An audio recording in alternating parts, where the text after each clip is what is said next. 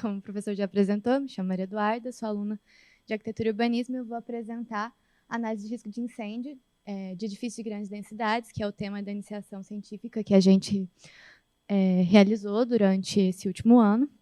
E o meu objeto de estudos é o conjunto Arcanjo Maleta, também conhecido como Edifício Maleta, localizado na Avenida Augusto de Lima, esquina com a Bahia, vizinho do famoso Museu da Moda.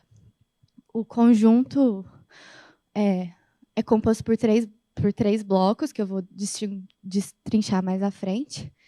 Entretanto, ele é bem relevante para a boemia belo-horizontina, porque ele é um conjunto hoje visto como um dos pontos principais da vida noturna de BH, assim como o Mercado Novo tem surgido. A gente possui 319 apartamentos, 642 salas comerciais e 270 lojas, além de 80 vagas de garagens e mais 60 apartamentos maiores que são no edifício Dona Genoveva, que faz parte do complexo.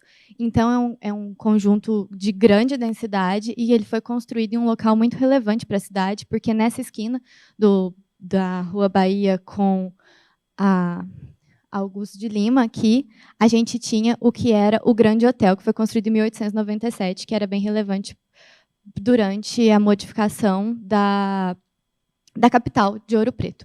Em 1950, o edifício ele foi construído, o lote em si foi adquirido pelo Arcanjo Maleta e ele construiu 3 blocos, que são o bloco número 1, que é o bloco comercial, que conta com as 670 salas comerciais.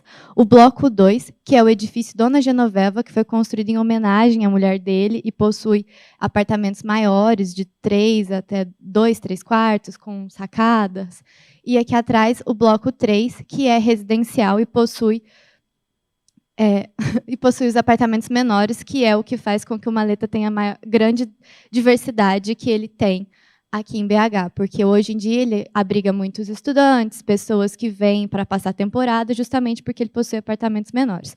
E interligando todos esses blocos aqui no lote, a gente tem uma galeria comercial, que é onde a vida noturna de fato acontece. São 270 lojas, entre elas a gente tem cerca de 7% delas são restaurantes, e muitos bares, então a gente tem inclusive a varanda do Maleta aqui nas ruas da Bahia, na Augusto de Lima, que é um ponto turístico de BH, onde as pessoas vão para, além de ter uma vida noturna, poder apreciar a paisagem.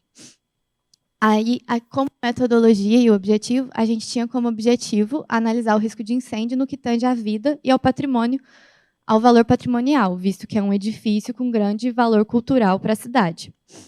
Então, para isso, a gente realizou visitas técnicas, a gente teve a oportunidade de realizar visitas junto com o Corpo de Bombeiros, para que a gente pudesse analisar, de fato,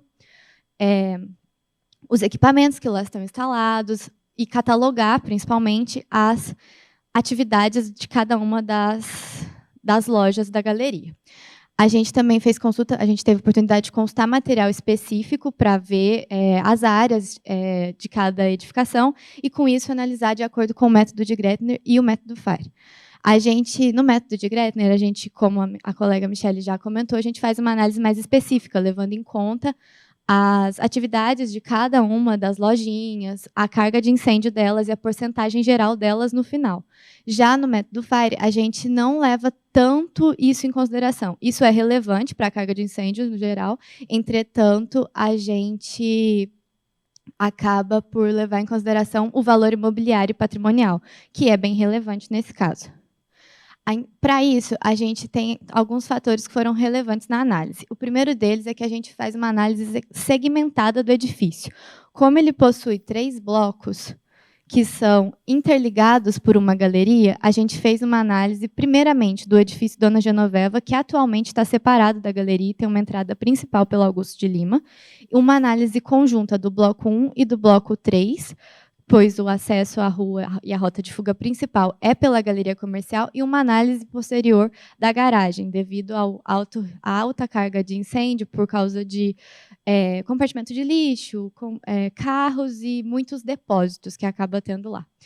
Um outro fator relevante foi as diversas lojas desativadas, que durante as visitas, a gente percebeu que haviam muitas lojas que estavam desativadas, entretanto, elas não estavam vazias, elas eram utilizadas como depósito, e isso fazia com que elas tivessem uma carga de incêndio muito mais elevada, o que, na análise geral, no final, acabou não sendo muito relevante, porque a gente tem, quando a gente pega 55 mil metros quadrados, a gente tem apenas 3% de lojas desativadas, mas na análise da garagem, elas têm um grande peso, porque são onde estão a maioria delas, e elas acabam tendo maior influência, porque a área analisada é menor.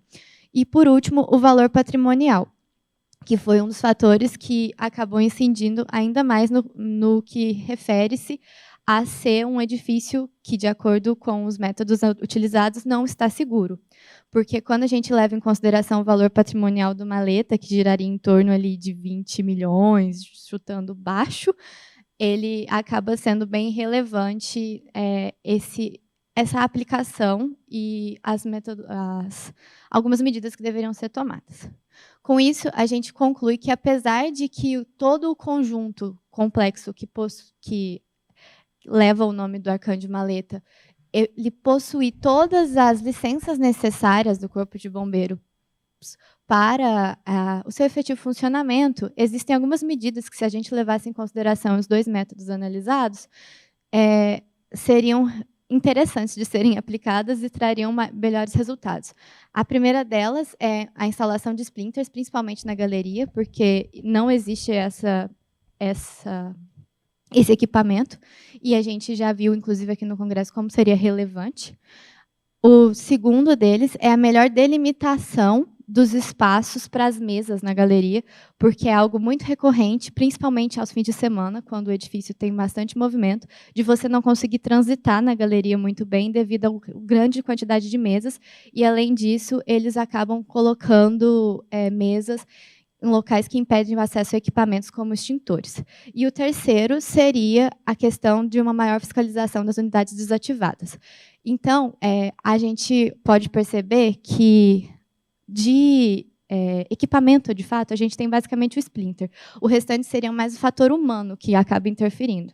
A gente precisaria que a administração tivesse algumas medidas para fiscalizar, maior treinamento das pessoas e comerciantes, para que as outras 2 situações não viessem a ocorrer, que é impedir o acesso aos equipamentos com as mesas e utilizar as lojas como depósito. Ok, muito obrigado, Maria Eduarda.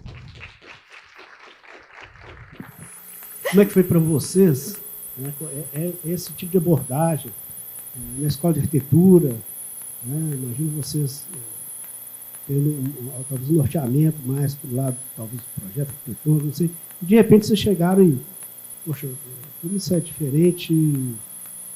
Como foi essa experiência sua? Eu confesso que foi bem enriquecedor, porque a gente passou a ver a partir de um outro ângulo, né?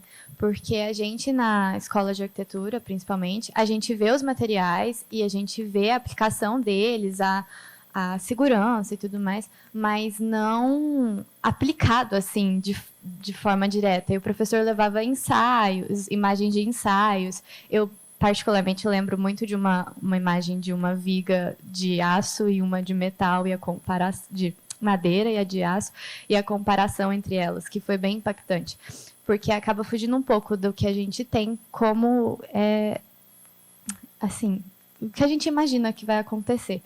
E para fazer a análise dos edifícios, a gente teve a oportunidade de visitar com o tenente, e assim, ele abrir a mangueira e mostrar como que funciona, como que ativa, e a gente vê isso também no espaço, que a gente começou a analisar o projeto a partir do usuário, que a gente está caminhando no Mercado Central, por exemplo, e não tem placa de rota de fuga.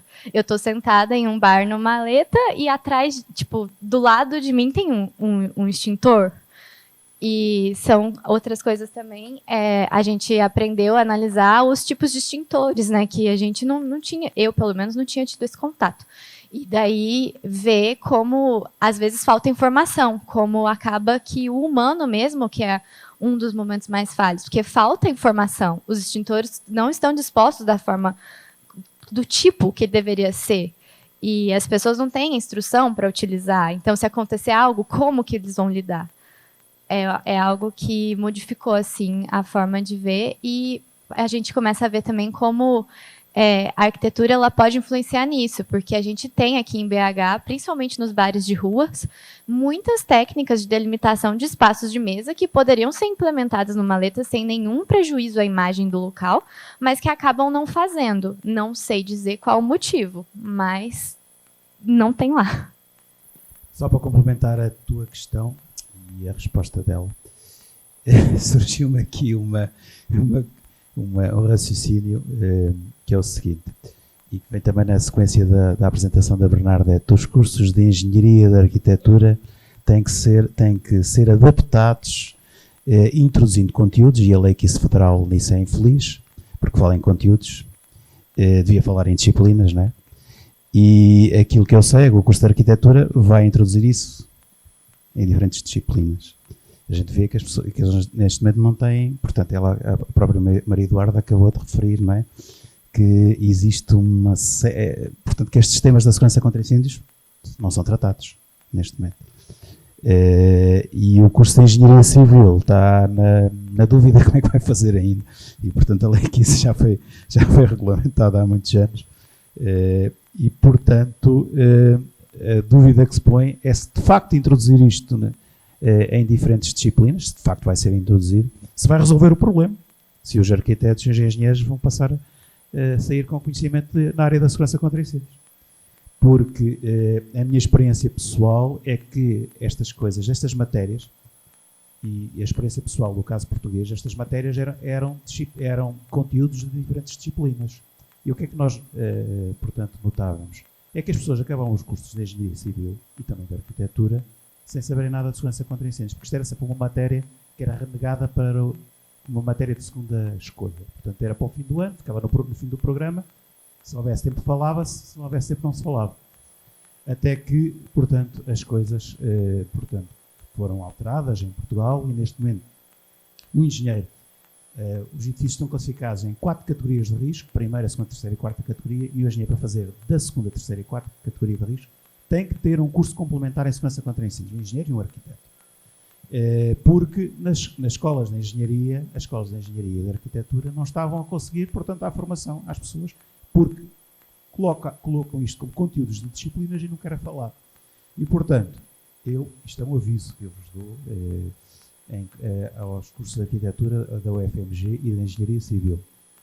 De facto, colocar nas diferentes disciplinas, isso está em função daquilo que a lei federal exige, mas cuidado que pode não resolver o problema.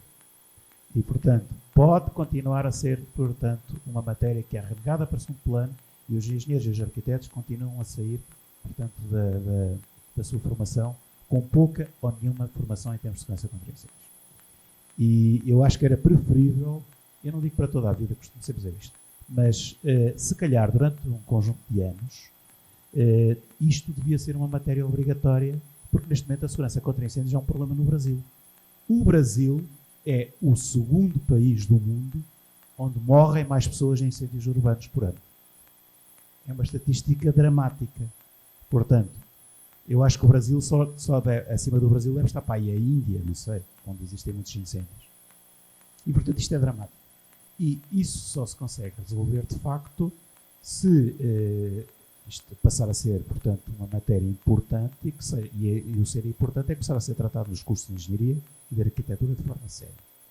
Como matéria de outras disciplinas. Na minha opinião pessoal, não vai resolver. Isto falo por experiência própria. De facto, isso resolve o problema daquilo que é exigido na lei federal.